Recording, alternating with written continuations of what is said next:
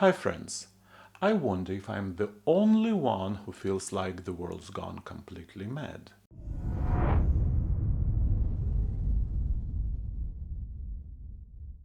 How did a person with the curiosity and knowledge of a fifth grader manage to scramble the minds of a great nation's population so thoroughly that they elected him President of the United States of America? Trump about flu pandemic of 1918. The closest was in 1917. They say there was a great pandemic.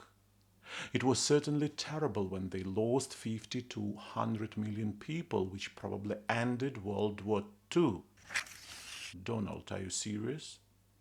And when exactly do you think the First World War happened then? Trump and fighting hurricanes. I understand. I understand.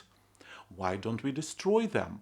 They start forming off the coast of Africa and they move across the Atlantic.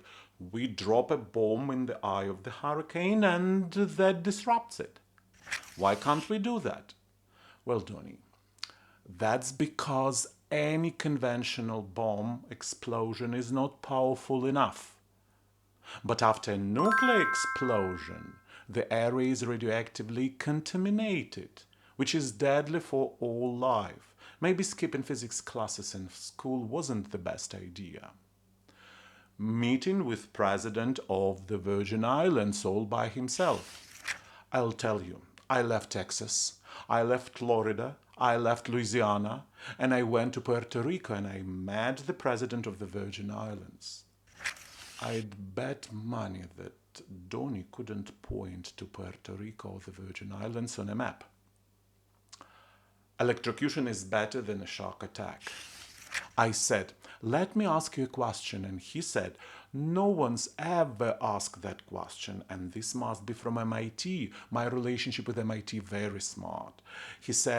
I say, what happens if a boat sinks under its own weight and you're in the boat and you have this incredibly powerful battery and the battery is now underwater and there is a shark about 10 yards away? Do I stay by the boat and get electrocuted, or do I jump away from the shark and avoid electrocution? I will take the electric shock every time. I'm not going near the shark. Yes, Donny. You always knew how to find a way out of impossible situation, truly a giant of thoughts. And how can other people not come up with such brilliant ideas? Probably because you are the greatest president in the history of the United States.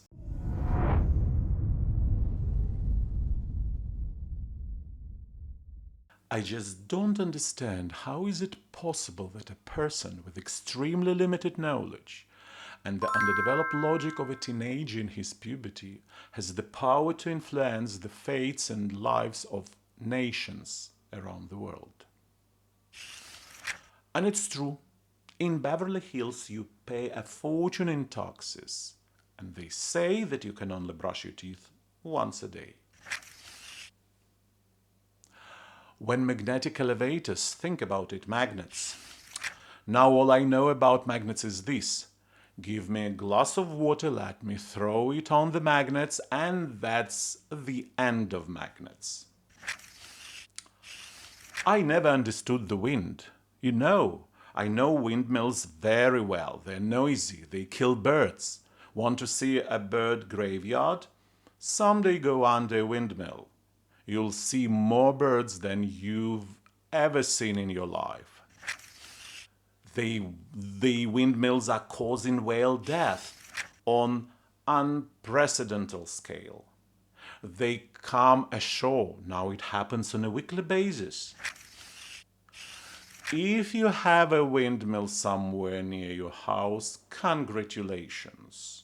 Your house just dropped 75% in value, and they say the noise causes cancer. If you kill a bald eagle, you go to prison for 5 years, but windmills kill thousands of them and nothing happens. Oh Lord, you brought these degenerate to power in the United States. Now, please keep America safe for at least another 3+ years. And at the same time, please protect the rest of the world from this genius.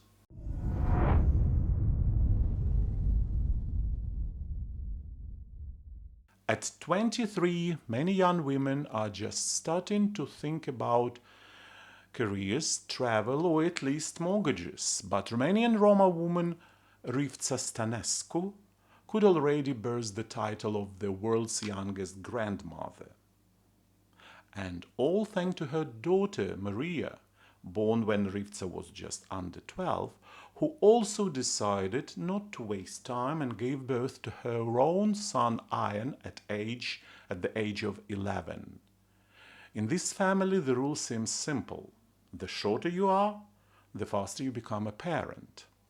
Rivka herself was no stranger to early starts. At 11, she married 13-year-old Ionel. Today, he makes a living for selling jewelry, perhaps to help finance such family startups. Their love story, however, began less like a romance and more like a soap opera. After their first night together, Rivca's father did what any supportive parent would do. He lunged at Ionel with a knife and demanded $500,000 in compensation. That is approximately 114,000 US dollars. But love, as they say, conquers all. The girl ran away with her beloved and also ran away from common sense. In Roma culture, virginity is valued more than a national gold reserve.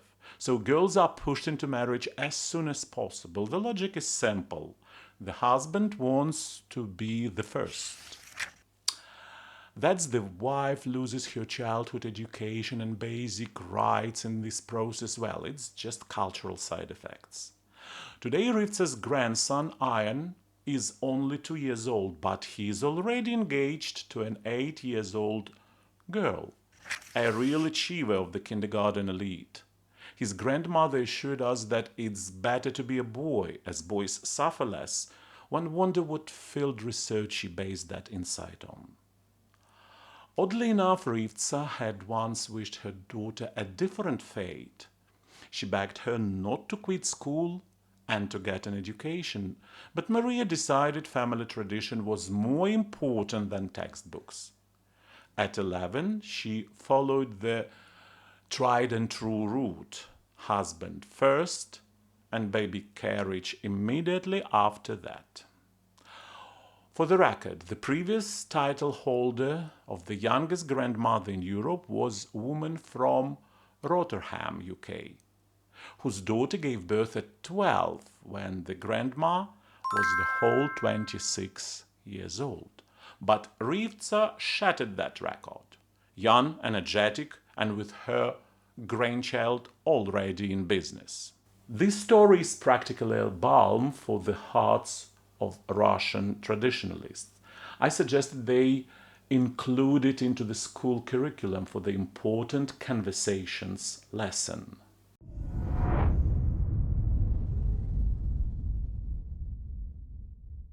One of the most famous precedent-setting cases in the US law happened in 2010. A clever old lady named Mary Louise Parker bought a microwave at a store. The next day, accompanied by the police, she returned to the store demanding a refund, to have the faulty microwave taken back, compensation of $1 million for emotional distress, and for them to buy her a new cat.